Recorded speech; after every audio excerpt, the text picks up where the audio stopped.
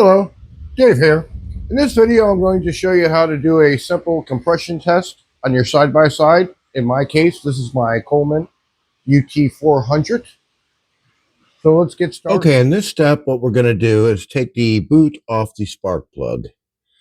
Reach in there, give it a couple of twists, and just pull it off. Twist it and pull it.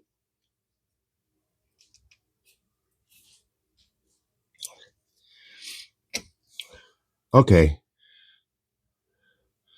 The boot is now out. Okay, now what we have to do is remove the spark plug. I can't remove it, hold the camera and everything else, so let me get it out and I'll show you what to do. Need a compression tester. That is a 12 millimeter adapter I had to buy. I bought this set off of Amazon, so 12 millimeter.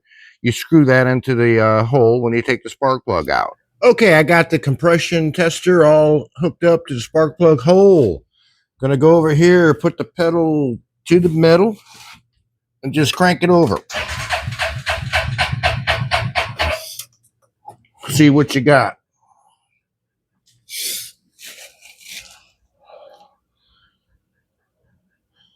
All right, I'm right at 150 pounds. Technically, you're supposed to check the compression with the engine warm, but obviously if it doesn't run, it's not going to be warm. So at least if you have this same Coleman UT400, you should expect to see 150. This one's been taken care of pretty well. I don't think there's any wear on the rings.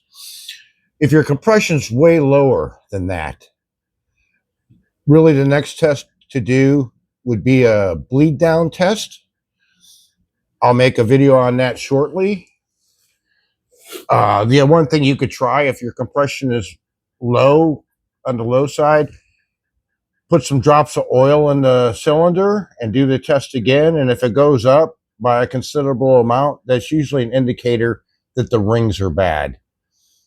The first thing I would personally do if the compression's low is check the valves. That's another video as well.